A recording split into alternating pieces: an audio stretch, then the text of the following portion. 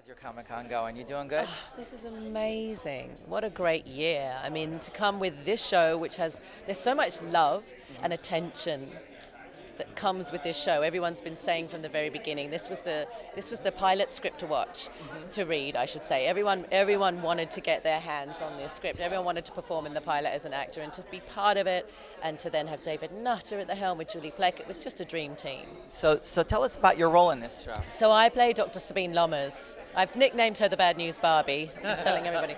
So she's this very high-ranking government official. So when something of this nature occurs and it cannot be handled at the sort of lower civilian levels, she's the last sort of the federal level that comes in and has to take over. And it's a really controversial decision to create a cordon sanitaire, to cut off a whole part of Atlanta from the rest of the city in order to try and stop the spread of this extremely, it's deadly in 100% of its victims. Oh my God, so are you going to be ruling Atlanta now? The queen of Atlanta.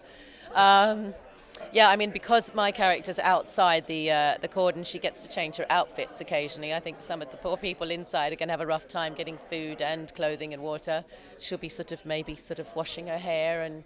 I guess that means it's no good news for the Real Housewives of Atlanta, right? Right, yeah. They're in for it too. Depending on where they are, I have to look at are they in Buckhead? I'll have to have a look at the map. We can make sure that they're in. Let's do it. There you go. Yeah. So what's going on with your Comic-Con? Are you getting to go out to the floor at anything? Is there anything out there you want to see? We haven't been out on the floor yet. Maybe, tomorrow morning might be my time to do that. But no complaints. I mean, it's amazing to be going and being able to promote something that we're so passionate about. And we're I don't know if they've been telling it to everyone, but everywhere we go to do our photo shoots and do our interviews, they're like, oh, you guys are the best cast officially all day. You guys win. When you put us together, you just need to put on some music and they'll say, okay, now move around. And we all just start dancing a bit. There's an amazing chemistry between us, which is painfully ironic considering the circumstances for our characters who are all sort of torn I apart. believe we were talking yesterday about the fact that you're trying to take over a whole night, but now I think you're just going to take over the whole week. I think so. I mean, really, who shouldn't have their own network, right? Well, Oprah has one, so why not? Exactly. I like the idea. So tell us what you had in mind. What brought this concept to you? This concept actually was brought to me by the geniuses who created it in the first place in Belgium.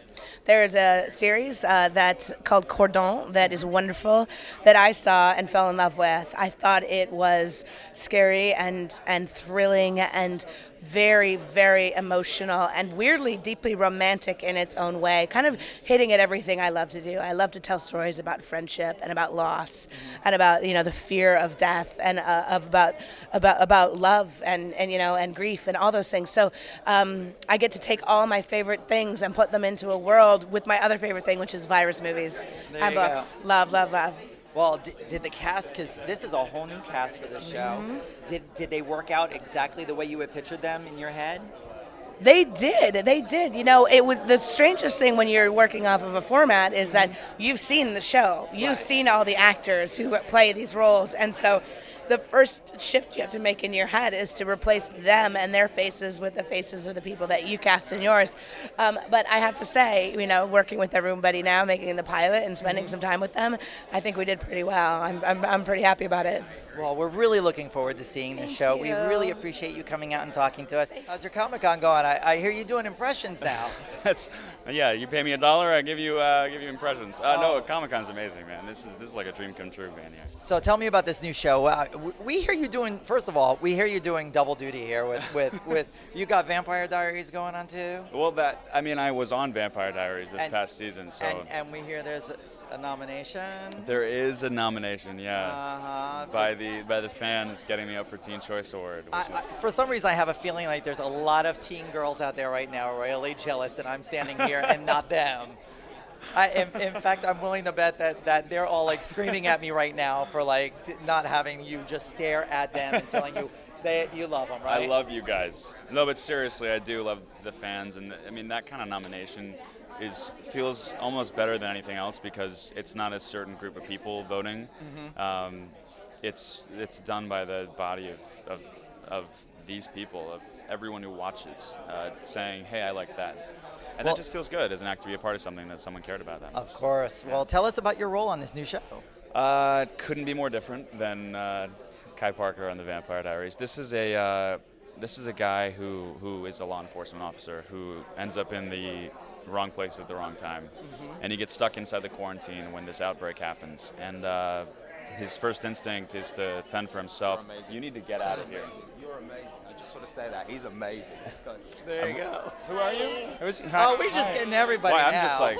They're all photobombing and everything. We got them all going on today. I like it. Yeah, it's nice to have the stars passing me by. There you go. I have to admit that as you were walking around, I kind of caught the dress, and I was like, all the palm trees remind me of home. We're actually based out of South Florida. Oh, I did it for you. Oh, see that? She's dressing up just for us. I love palm trees. They're gorgeous. Oh, it is. So tell us about this series. Tell us what you got going on. Oh my gosh, we have a deadly virus that breaks out in Atlanta, and they have to set up an urban quarantine, hopefully for 48 hours, but as we learn, it extends a bit.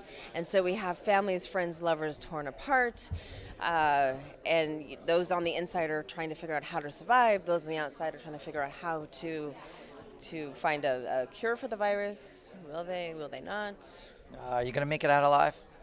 I hope so. You hope so. I don't know. I really don't know. I have no idea. I think you'll do just fine. I'm I go think with you that. do just fine. I'm gonna go with that. So, how's your Comic-Con experience going? Is this crazy? It's crazy and beautiful and passionate and exciting, and I love it. I absolutely love it. This is my second time in Comic-Con. It's your second time? It's my second time.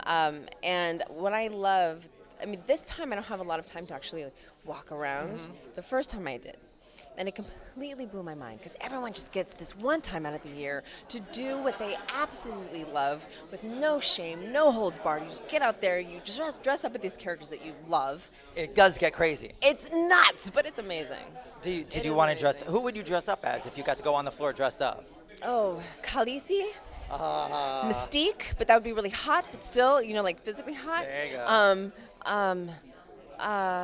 Catwoman. Why do I choose all the costumes that are hot? I was going to say, we got a whole list going here. Yeah, no, really. I Like, you I need have to start so now. many. I You know. need to start now. I'll be back. How are you doing? I'm good. How are you? I know I'm getting all kinds of compliments on it love today, it. and I'm like totally thrown. I would have I worn want to this trade. earlier. You want to trade? You could wear my onesie. I could wear your Batman shirt. I can't pull that off. There is no way. I don't know. Maybe it would bring out your eyes. There'd have to be a lot of money involved. You just don't want to give up. But a I'm not Batman wearing shirt. the heels. I don't know how you do it Don't in the heels. even. I don't know how I do it. You're not thinking about it right now because it'll hurt too I'm much, thinking right? about it always. Until they go numb, Until they go numb. then you're not thinking about it anymore. So tell us about your role in Containment, because this is a big show that's going to be coming up by Julie. Julie writes some amazing roles. Julie's the queen. She's amazing. So tell us all about your character. Her name's Katie Frank. She's an elementary school teacher. She has a 6th grade class. One of the kids is actually her young son, Quentin, played by Zachary Unger, who's such a talented young chap.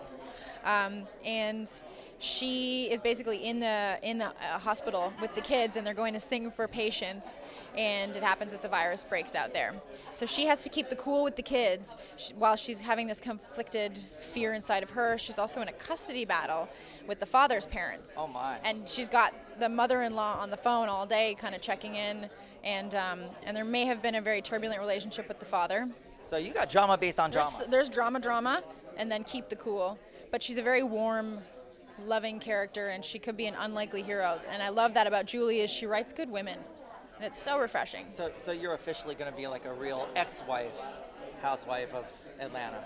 Oh yes, I will be a legit Katie, the ex-Atlanta Housewife wife, mom, of Atlanta. teacher, So- viral, hopefully not sick girl. So are you digging Comic-Con? Are you getting to go around and check it out? It's so cool. It's my first time. I feel so blessed to be here. The costumes are crazy. The people are so supportive and so loving, and it's just the buzz is running through my veins. If you had a chance to run out there and go kind of rogue underneath there, what would you dress up as? Oh, okay. Well, I did see it's a little racy, but I saw Lilu from The Fifth Element.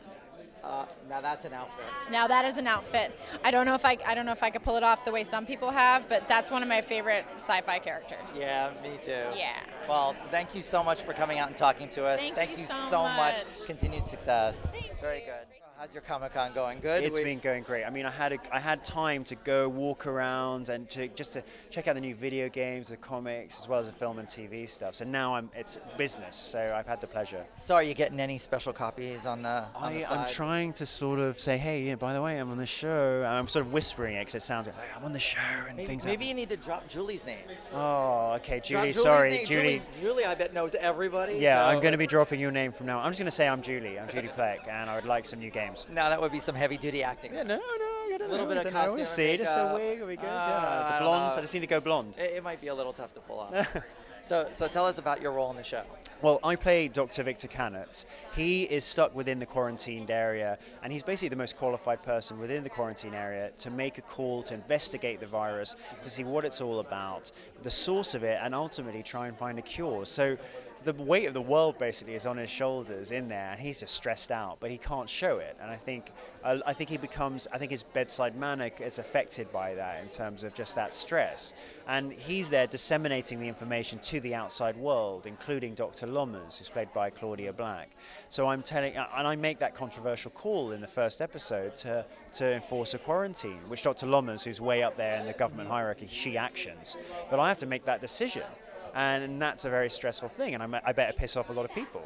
Sounds like you got a lot of stress on you there. It's just, I need video games to calm down. So if anyone has the latest preview of any games, pass them to me because I'm stressed. So is there any possibility that after you fix this containment problem, since you're in Atlanta, maybe you could help out Walking Dead? I would love to, yeah. You could just let me know. I can find cures for everything. But I think the fans of Walking Dead would be annoyed. It's like, oh, wait, you ended the show. It'd be a really weird crossover. It would be. But I'm sure you'd be very happy. Yes, I would be happy to do it. Just give it a go. Another stressful virus to contend with. Yeah, okay. May as well double it up. Double or nothing. Well, thank you so much for coming out and talking with us. Thank you. Enjoy the rest of your Comic-Con, and I hope you get some more games. Thank you. Thanks. I hope so too.